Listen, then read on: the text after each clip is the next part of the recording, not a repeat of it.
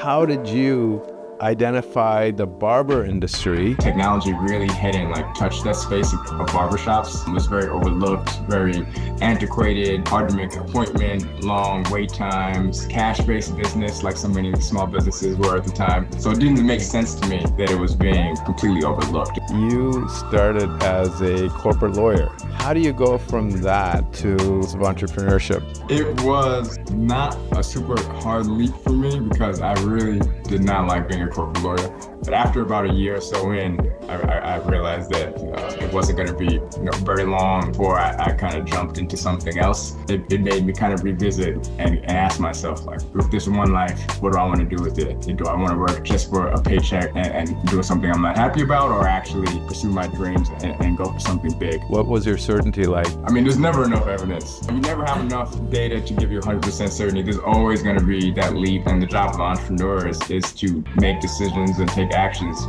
based on not having full data. But I had super high conviction. Based on that, we decided to go for it and start the company. Give me some visibility on some of your hardest moments where you said, hey, this is not what it's cut out to be. And there wasn't any time where I questioned whether or not this was actually going to happen or kind of give up, except one time, and that was when we were raising our Series A. We were actually working with YC. It was just such a grueling process, rejection after rejection after rejection. After so much rejection, it takes a toll on you. So, fortunately, we did get one yes, so it only takes one, and that allowed us to get to the next phase of growth. That was very, very tough.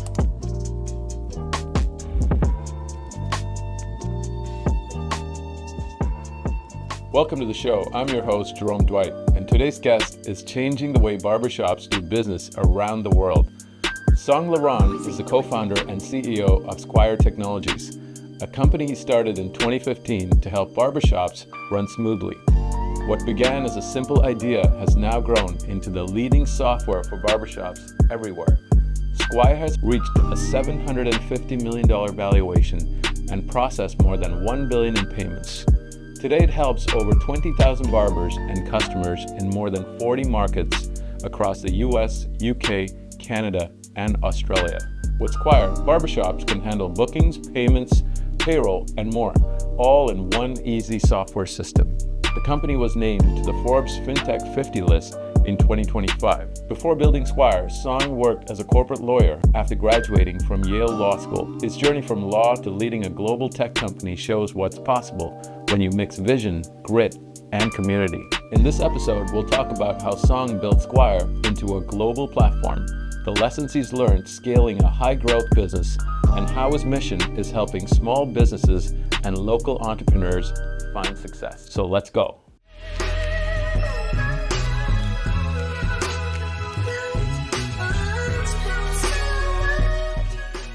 Song Laurent, I've been looking forward to meeting you. You've got a great story, and I don't know if our time is going to allow us to unpack it all, but very inspiring to meet you. And I want to first let you know that I have a number of people in my network who are in the barber industry, and they all use your platform, Squire. So you're the co-founder and CEO of Squire, which is the world's leading SaaS platform for barbershop management. Very inspiring to hear your story. You raised $165 million, incredible, almost pushing close to that $1 billion valuation, $1 billion in payments. You're serving over 32,000 professionals in 40 markets, the US, UK, Canada, and Australia. Now, before we get into the podcast, why I particularly like this episode is the company I co-founded and scaled, Boomerang FX, has a lot of similarities. We noticed an underserved market, med spas and wellness practices that needed sort of a simplified all-in-one SaaS platform to run an efficient practice and then grow with an efficient CRM. But how did you identify the barber industry and, penetrate that the way you did? That's my first question. And then we're going to unpack sort of how you got into it all. So tell me a little bit about Square and why you're making such a big dent in the barbershop management business? Yeah, no, first, thanks for having me. Really excited to be here and to have this conversation with you. And yeah, so why barbershops and where did it come? Like so many entrepreneurs, it came from solving my own problem, experiencing going to barbershops for literally decades. Like so many guys, I started going to get a haircut as a kid, like with my dad. He would take me every week or so. And here was, over two decades later, and technology really hadn't like touched that space of barbershops. So it was very overlooked, very antiquated, hard to make an appointment, long wait times, cash-based business like so many small businesses were at the time. And for all those reasons, I realized that there was an opportunity to kind of bring technology to this overlooked space. And also, like getting a haircut is this, it's kind of like a magical, great experience that is universal. So many communities have barbershops, and it's something that a lot of people identify with. So it didn't make sense to me that it was being completely overlooked, and that was the impetus of the idea. Now, what's really cool about your story is you started as a corporate lawyer, Yale grad lawyer. And so, how do you go from that, where the safety and security of being at the top of the pyramid in terms of a corporate role, to shifting to all of the challenges and, pitfalls of entrepreneurship? How did that leap happen? It was not a super hard leap for me because I really did not like being a corporate lawyer. I I went to law school. I didn't know exactly what I wanted to do with my law degree, but I had an idea that I would work at a firm for a while, and that would open up doors to do other things that were more interesting. But from the beginning, I knew I didn't really want to do the kind of partnership track. But after about a year or so in, I realized that it wasn't going to be very long before I kind of jumped into something else, and it was just a matter of what was I going to do. And so for a good year or so, I would brainstorm ideas. I have a co-founder, Dave, and we would both kind of think through like what could we build, what could we work on, and then we came up with the idea for Squire and the barber shop, just based on our own experience and something that we kind of really intimately knew. And literally every week while I was working at the law firm, I was ducking out of the office to go try to find time to get a haircut, to squeeze in. And that was actually some of the pain points around that process as a busy professional was what really led to the idea. Because when you're super busy professional, when you're an attorney, or you don't have hours to wait in the barbershop. So I really needed that efficiency that was lacking. And yeah, so that's when we came up with the idea. But yeah, I did corporate law, M&A, corporate finance, and the work was super challenging in terms of like the volume, sometimes all-nighters. And that actually wasn't the part of it that I didn't mind the quantity and the volume of work. It was more so that it wasn't fulfilling work to me. And we would work on these billion-dollar mergers and acquisitions and deals. And at the end, we would all pop champagne as the lawyers like celebrating we closed the deal. But then I would see the wires that were going out. And who was really making money on this? So that just didn't make sense to me. Like, why are we celebrating? Like, Yeah. so I knew it was Yeah. Well, I think the entire barber industry is thankful that you came to that realization early on. But let's go even further back. Like, what were some of your influencers in your childhood, early upbringing, that gave you, this level of, self-awareness to make these decisions? Because I know countless corporate, I would say corporate employees that hate their job, but they do it for the paycheck. But you did it differently. But take me back to your early childhood. Were there any experiences or people in your life that helped you and had an impact on you that paid off later on when you were making some of these bigger moves? Yeah, absolutely. Definitely my parents. Both of my parents were, I would say, they had somewhat untraditional, unorthodox careers. They were both very artistic. My father was actually an actor and worked, in theater growing up. So I saw both of them really pursuing their dreams. And with that came a lot of challenges and financial difficulties as well. My mother, she was also very artistic, but at a certain point, she herself was a small business owner, and she actually ran a fitness studio in New York in the 90s. So I think, looking back now, I think I had that example from both my parents of kind of pursuing your dreams, taking the risk. She basically made something out of nothing and was able to provide for us. So that definitely influenced me. And it also, I was the weird one in the family going the corporate route. And I think a lot of times the kids end up being very different, whatever the parents do, the kids want to do the opposite. So I really veered away from kind of the arts and being artistic, and was more so focused on, like, I wanted something stable.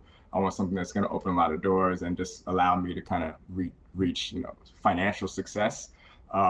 So I did that. And then when I found myself, kind of achieving all of those milestones, but not really fulfilled, it made me kind of revisit the examples that both parents, had provided for me, and ask myself, like, with this one life, what do I want to do with it? Do I want to work just for a paycheck and do something I'm not happy about, or actually pursue my dreams and go for something big?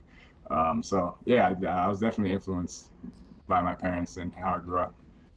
That's awesome. It's amazing how many entrepreneurs I talk to who are successful, who credit just being around parents that ran a small business or allowed them to just kind of experiment with different things that gave a little bit of confidence to us early on, that we could take some of these leaps of faith. So let me fast forward now to the moment you decide, okay, with your co-founder, you're getting into the startup world. You have this idea for Squire.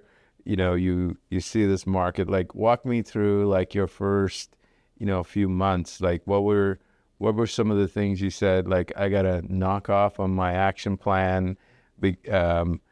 Walk me through your journey that first few months, which are so critical. Yeah, the first few months was a lot of trying to validate some of the ideas and assumptions and basically the hypothesis that we had about the market, trying to validate that as much as possible with as much evidence as we could gather.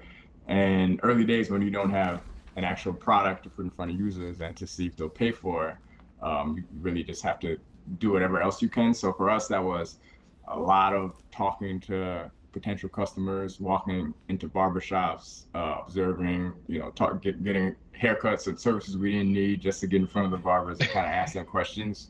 And then, doing surveys, simple Google form survey, having as many fill it out as possible.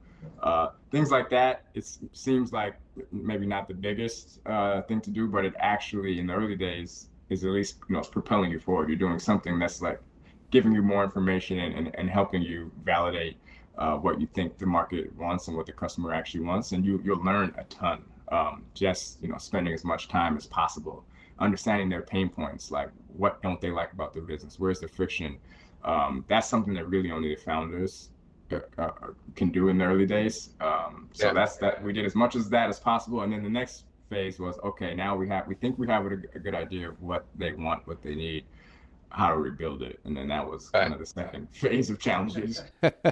So, because I would imagine there wasn't data readily available on the barbershop industry. So you're kind of, doing it the old school way, which is like going into these barbershops and, getting haircuts, a lot of haircuts, and getting info. And would you say that, was there enough evidence there to suggest that you could move forward, or was there still a bit of a leap of faith you had to make and say, what, we think there might be an opportunity here, but we're still not 100% sure? What was your certainty like? I mean, there's never enough evidence, and to your point, the data even now, there's not a lot of great data. Actually, we are Squire now. You are the data. The source of data. That's the data I trust now. It's our own data. But at the time, I remember if you Googled number of barbershops in the U.S., there was this like Bureau of Labor Statistics link, and it said something like 4,000 barbershops. Right. And it was so frustrating that like every time we'd have an investor meeting, that's the first thing they would say. It was like, well, I see there's only 4,000 barbershops, and you're like, how could that pop? There's 4,000 barbershops in Brooklyn, like more than that. Actually, like, how could that be the whole U.S.? It was ridiculous. But no, you never have enough data to give you 100% certainty. There's always going to be that leap. And the job of the entrepreneur is to make decisions and take actions, based on not having, full data and not knowing for sure that you're making the right move. And some of it is intuition and just giving it, your best guess based on what you do know. But I had super, super high conviction based off my own experience and then based off talking to all these customers that there was an opportunity that wasn't being met. And based on that, we decided to go forward and start the company. So walk me through the initial product, the MVP, if you will, for Squire. Like what, because I'm imagining it's expanded, significantly since the early days. But what was the original product that you came to market with? The first product that we came to market with was a mobile app, mobile first iPhone app. And I must say, looking back now, like to them, like I think it was a quite elegant product, particularly for solving like the consumer's problem, which was the problem I knew most intimately. So essentially the booking piece of it, like discovery. Yeah. So we handled discovery based on location, so you could find all the barbers around you, booking and payment from day one, payment included.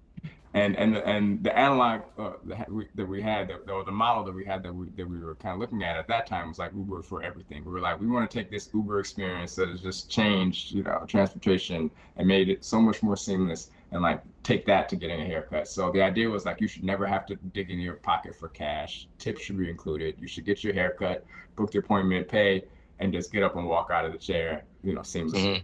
And from day one, we actually provided that. And in fact, our consumer client-facing app today, 10 years later, is not that much different. It's obviously better designed, but like the core functionality is pretty similar. And then we had an interface on the barber side that worked for like the individual barber to manage their appointments, see their schedule, accept payments. It was pretty good. It was pretty good. The problem was that it didn't really solve the problem of the barbershop owner at all. It only worked for the individual barber, and we learned really quickly that we were not going to be able to scale and get traction quickly unless we address this larger kind of shop operations problem. Yeah, it's a question we deal with at Boomerang. Who's our customer? Is it the patients walking into the clinics, or is it the clinic?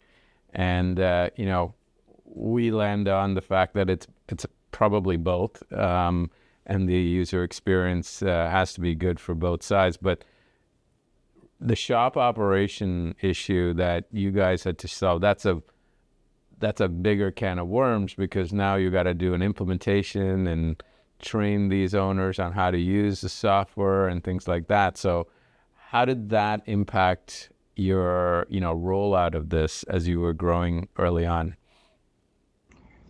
It made the problems much harder to solve and much more challenging, and caused us to go back to the drawing board. Essentially, like we had taken so much time and resources to build this app, we realized the app really wasn't going to solve the core customer issue. So we had to almost create a new product that complemented it. And it was during that period that we actually ran a barbershop in New York. So as we were building the shop operation system, we were putting ourselves in the shoes of the owner, and we were running a shop, doing everything, that already had barbers. So we were managing the barbers, doing the front desk, doing everything but kind of cutting hair. And it was that experience as well that informed what we eventually built. A lot of parallels to what we did here at Boomerang, because Boomerang, my co-founder, actually owns a pretty large cosmetic surgery and med spa. So we actually use that as our first beta site to build the practice management software. It always helps. Such an unfair advantage. I don't think people realize like how much of an advantage you have if you could step into the shoes of your customer somehow. Yeah, yeah. So how many customers did you have in that first, let's say, 2 quarters? Let's say first 6 months. How many barbershops did you convince to sign up as you were rolling out this very early product around 2015? And was it all sort of in the, New York area? Like, just give me a sense for where you were at that time. Yeah, not that many. So the first week when we only had the mobile app, we were essentially like going door to door. We used to work out of what we were building in Chelsea in New York. So, every shop in like a 5-10 mile radius, we were literally walking into trying to get them to use the app. And a lot of them would say, and they would download the app. But what we noticed when we only had the app was that they were essentially using it waiting for us to send them business. But they weren't using it to manage all their kind of back-end operations and to manage all the barbers, and they weren't forcing every barber to use it. So that was the aha moment where we realized we needed to build something that they couldn't operate without, that touched every part of the business that every barber had to use. And that's when we went to the drawing board. Took us, I don't know, maybe 6 or 7 months, maybe less, to build the MVP of the shop management system. And mind you, we only had one web engineer at that time. And to give him credit, he built the first version of, we call it Commander, which is the operating system. He built the first version of Commander himself. He was a super junior developer, but he got it done. And once we had that, we started going out and getting as many shops as we could to sign up. I would say we probably had a handful in New York, but because the nature of the system was fully comprehensive and they had to use it, once we started onboarding them onto that, our numbers, started skyrocketing, because now every transaction was flowing through Squire. So we went from like on average a shop doing maybe 4 or 5 Squire transactions a week, to hundreds. Right. So you can imagine, and it was that growth that we were able to help us get into Y Combinator in 2016, and then eventually throughout Demo Day. What was your pitch to these barbershops? Like, you walk in and say what to? So the pitch is, first we talk to them about the business, see what they're using. Usually, they were using either pen and paper, which the pitch was, look, we're gonna save you so much time, because you're having to respond to when clients call, you're having to respond to text, that's taking you time throughout the day. They're texting you on the weekend, bothering you when you're trying to spend time with your family. Look, we have technology that can handle all that for you. So like that, from the pen to paper to software, if they were open to it, it was just such an obvious thing, because it would save them time and allow them to be better business people, bring everything into one where they can actually see their numbers and manage it. A lot of them were trying to use software though. So a lot of them were trying to use software, but what they were doing was cobbling together different software systems that weren't built for them. So they were using, some antiquated salon system. Back then, a lot of times they weren't even cloud-based. They were using some other POS system, and they were using, whatever else for, inventory. So we would say, hey, look, we're building something uniquely built for you, for barbershops. We're the only ones doing it, and we're bringing it all into one. So instead of paying for 3 or 4 different software systems that aren't built for you, that you probably, don't fully even know how to use because they're overly complex for your business, here, check out what we have. It's going to save you time. It's going to streamline your operations. It's going to help you make more money in the long run. And the saving money part would really get us like, look, you're paying for 3 SaaS systems. You're paying, $100 a month. Here, at the time, we weren't even charging for it. Here, all this, use Squire for free. We'll give this to you, and it's good only for barbershops. We wanted to make the sell as easy as possible, to get as many of them on as possible. Yeah. Wow. Great strategic approach. So you guys raise a bunch of money, and now you're scaling fast. You're probably going outside of New York.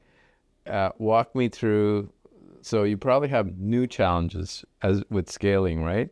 So give us a sense of like phase two now, where you've got investors and how you're managing that whole dynamic, along with now you're focused on growth and expansion.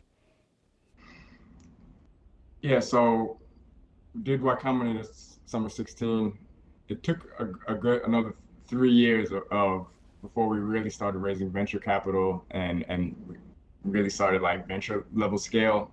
So for those interim 3 years, we raised some money, but not a lot all at once. So we were constantly Hmm. raising, building, just grinding, just kind of scraping by, keeping the lights on.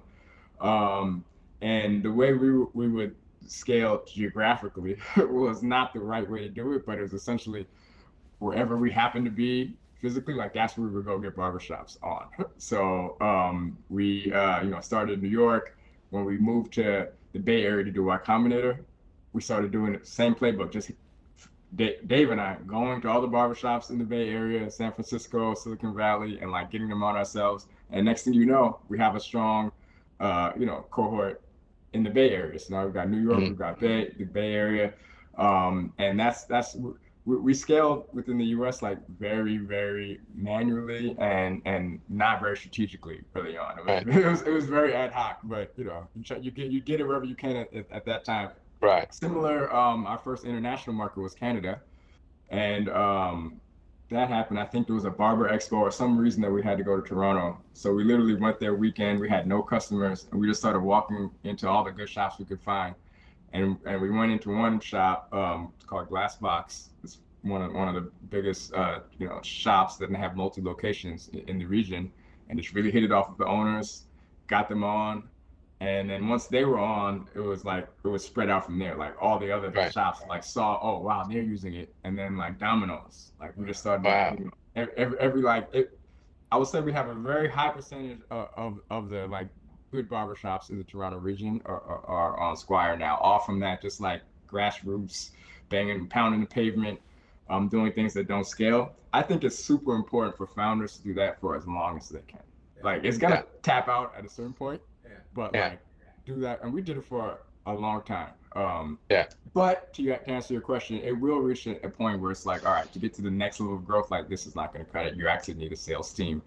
You need to be able to replicate in some way what you're doing and teach Yeah. other people how to do it. So that was the first step. We brought on some sales reps, maybe like a handful, like two or three, and wanted to see could they do what we do, and either by calling, going in person. Eventually, we realized that the whole sales cycle could be performed over the phone.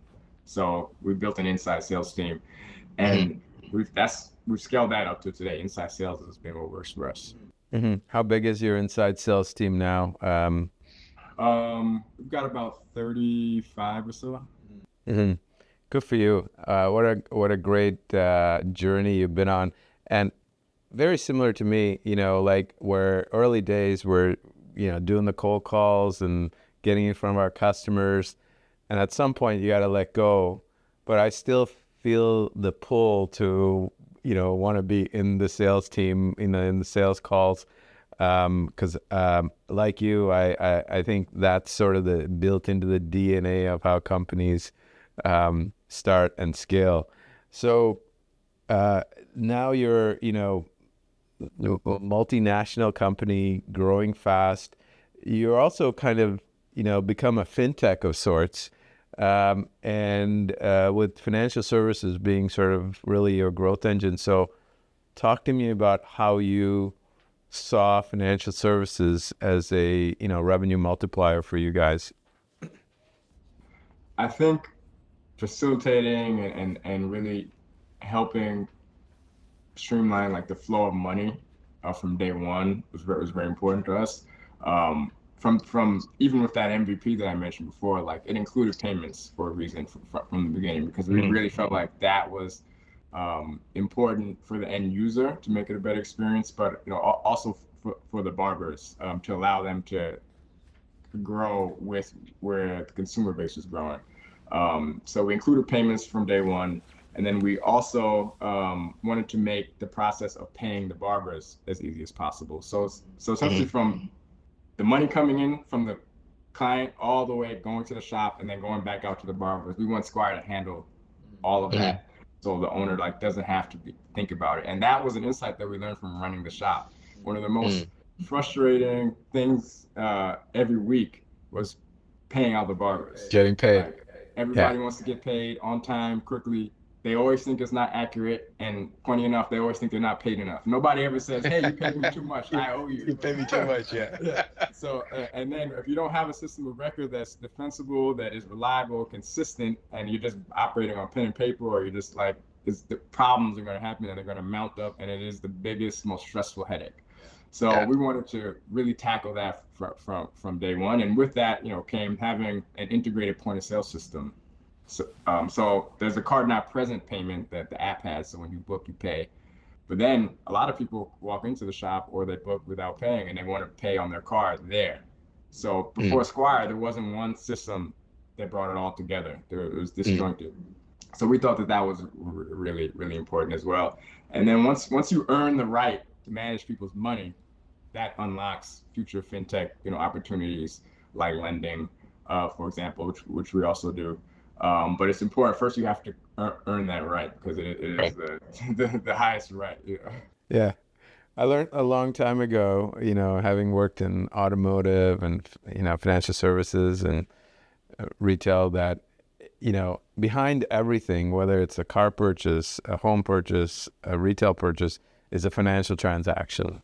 And, if you can find a way to be part of that, financial, transfer of value, then you're probably going to, be able to scale your business financially.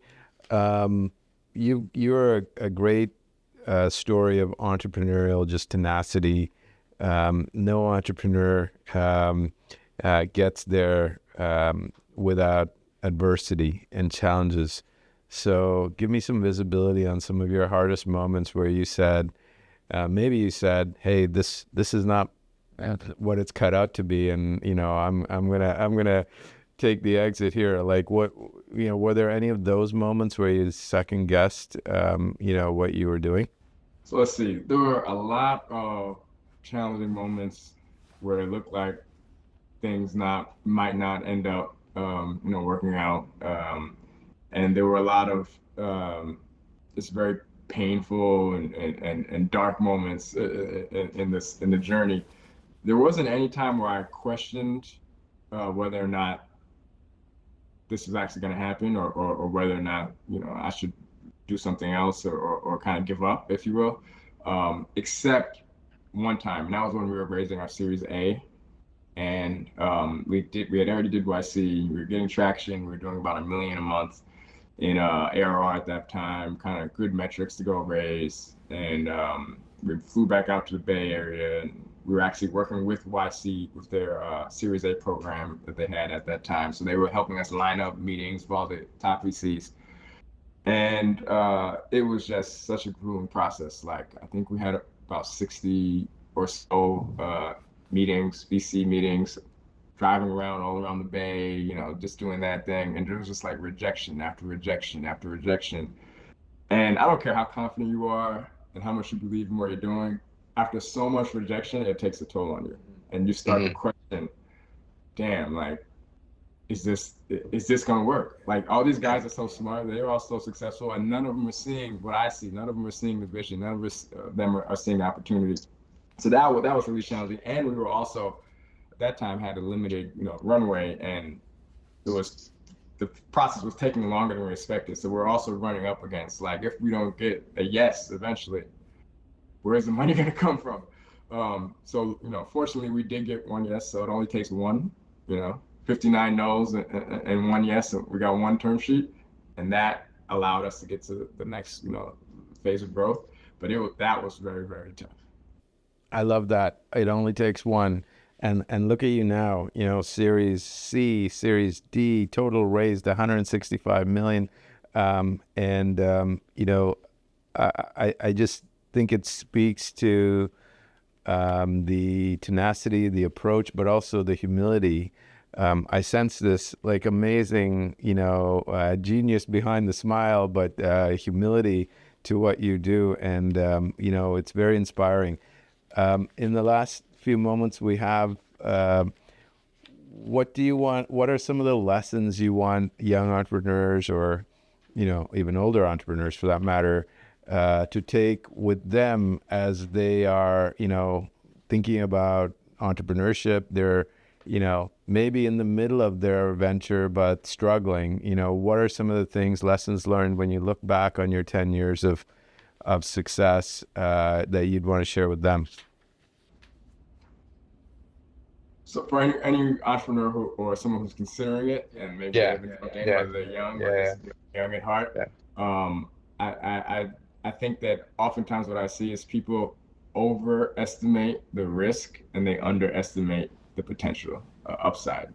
And what I mean by that is there's this fear that many of us have, that most people have, of uncertainty, of the unknown, and it activates kind of, you know, this anxiety in a lot of people, and it's almost as if they're like, you know, the proposition is borrowing money from the mafia or something. Like, Right. you know, if you fail, you're gonna die, or someone's gonna break your kneecaps. Like, fortunately, in this country, like, it's not like that. Like, the risks are actually not existential, and they're probably not as bad as people think they are when they play it out in their own heads. Mm-hmm. On the upside, if you're successful, it's almost unlimited what you can achieve. Like, there's no, you could be a trillionaire. Like, that's possible. It's not likely, but it's possible. So to me, like, it really, if you have it in you and you want to be an entrepreneur and you're kind of debating it, it's almost a no-brainer. Like, you owe it to yourself to give it a try. And if it doesn't work out, you're gonna survive. You're not going to die. You're gonna be okay. You can get another corporate job. That's generally what I tell people. And then if you've already started it and you're already in the thick of it, I would say the main thing that I think people need to remember is spend as much time with your customers, your prospective customers, as humanly possible. Like that is the unfair advantage that so many entrepreneurs actually don't do. And it's never too much time with that. In the early days and even later. Sang LeRon, you've been an inspiration, I'm sure, to all our viewers, to me personally. Great story. You know, love getting to know you, and I'm sure we're going to have you back. And thanks a lot for taking the time to be on us. Would love to. Thanks for having me. This has been great.